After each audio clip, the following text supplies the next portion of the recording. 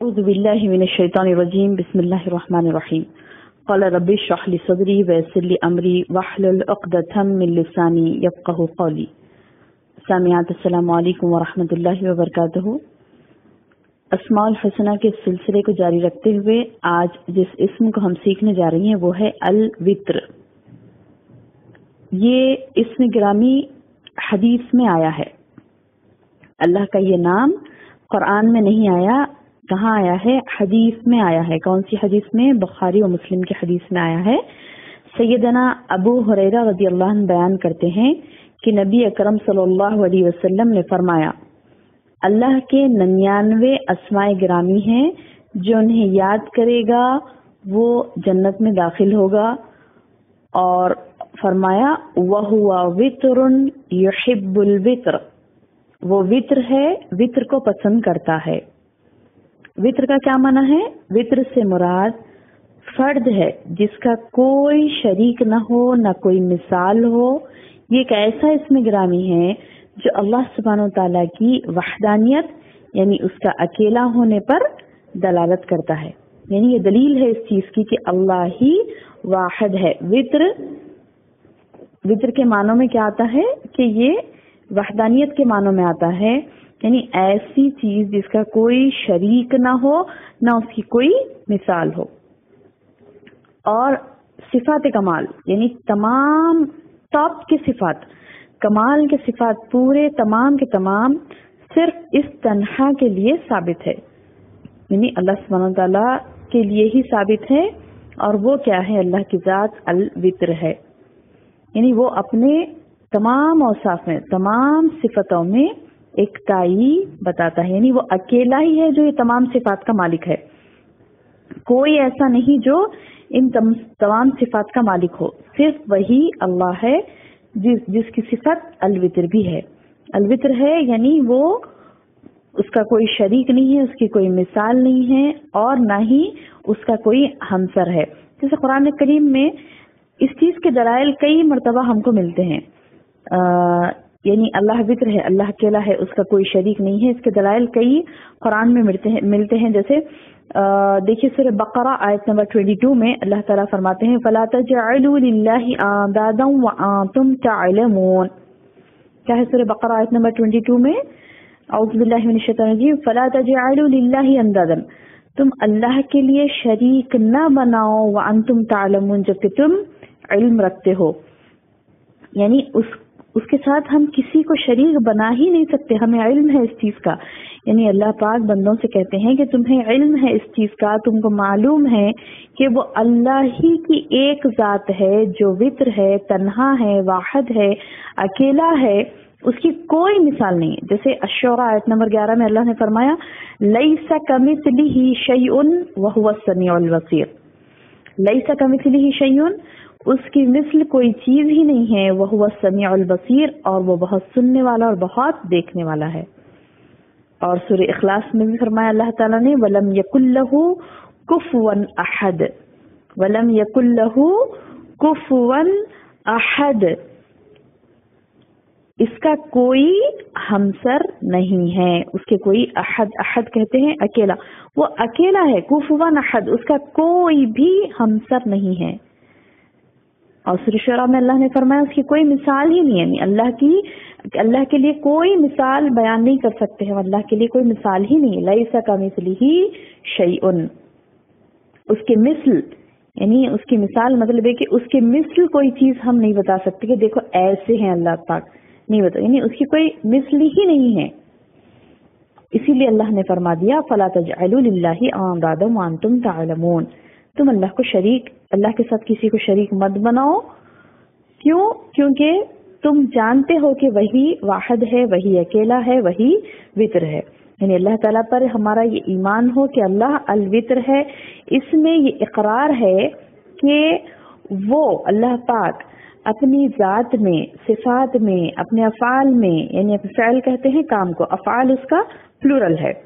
فعل کہتے ہیں کام کو اور افعال اس کا پلورل ہے. یعنی اللہ پاک اپنی ذات میں، اپنی صفات میں، اپنے افعال میں ہر اعتبار سے اکیلا ہے، تنہا ہے.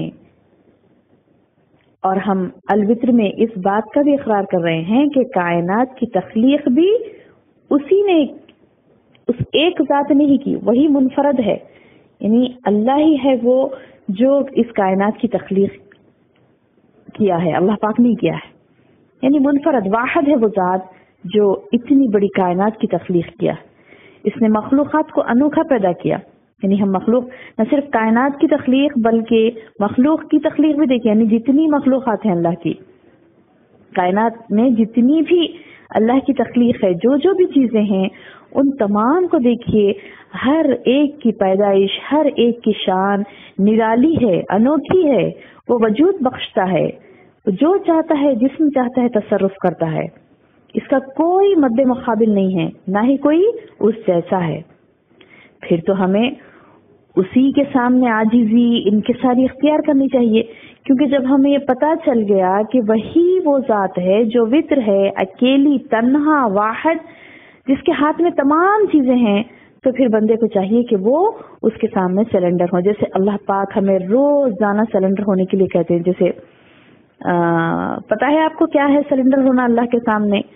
وہ یہ ہے کہ دیکھیے ہم روزانہ اللہ تعالیٰ پریکٹس کراتے ہیں بندوں کو سرنڈر ہونے کی. کہاں؟ نماز میں. سبحان اللہ. یعنی نماز میں جب بندہ اللہ کے سامنے ٹھہرتا ہے نا، تو ہم کیا کرتے ہیں؟ آتے آتے ہی جائے نماز پر اللہ اکبر کہہ کر اپنے دونوں ہاتھ اٹھا دیتے ہیں، یعنی ہم سرنڈر کر دیتے ہیں اپنے آپ کو. یعنی اللہ پاک روزانہ ہمیں سرنڈر ہونے کی ٹریننگ دیتا ہے. یعنی ہماری عبادات خالی ہمارے جسم کی حرکتیں نہیں ہو کہ ہم جسم سے حرکتیں کر رہے ہیں لیکن ہمارے دل نہیں جھک رہے ہیں. ہمارا جسم تو جھک رہا ہے اللہ کے سامنے، لیکن ہمارا دل نہیں جھک رہا ہے، ہمارا دماغ نہیں جھک رہا ہے اللہ کے سامنے. ہمارا وجود پورے کا پورا اللہ کے سامنے ہم کو جھکا دینا ہے. جیسا اللہ پاک سرنڈر ہونے کے لیے کہتے ہیں، آتے ہی اللہ اکبر ہم یہ تسلیم کر دیتے ہیں کہ اللہ ہی بڑا ہے، ہم یہ ایکسپٹ کر لیتے ہیں کہ اللہ ہی بڑا ہے، اور ہم اپنے آپ کو اللہ کے سامنے سرنڈر کر دیتے ہیں. تو ایسی ہمیں تمام زندگی اللہ کے سامنے عاجزی اور انکساری اختیار کر کے اس کے سامنے ہم اپنے آپ کو سرنڈر کر دیں کہ اللہ آپ ہی بڑے، آپ ہی سب کچھ ہیں، آپ کے ہاتھ میں ہی سب کچھ ہے. اور اس سے محبت کے ساتھ، یعنی یہ نہیں کہ صرف آرڈر ہے بس اللہ ہی بڑا ہے تو بس اب ہم کچھ نہیں کرتے لہذا یعنی دل میں ہمارے محبت نہیں، ایسا نہیں، بلکہ محبت کے ساتھ عاجزی بھی ہو، انکساری بھی ہو، ہم اپنے آپ کو سرنڈر بھی کریں اللہ کے سامنے. اور کیسے کریں؟ محبت کے ساتھ، اور اس محبت اور امید کے ساتھ کہ اللہ بھی ہم سے محبت کرے، اسی سے محبت کی جائے، اسی سے امید کی جائے، اسی پر توکل کیا جائے. بھروسہ جو توکل ہوتا ہے نا، اسی پر کیا جائے، اور تمام قسم کی عبادات بھی اسی کے لیے ہم کریں. یہ سرنڈر کرنے کو تو یاد رکھیے، روزانہ اللہ پاک ہمیں 5 مرتبہ اپنے سامنے کھڑا کر کے بار بار سرنڈر کرنے کے لیے کہتا ہے اپنے آپ کو.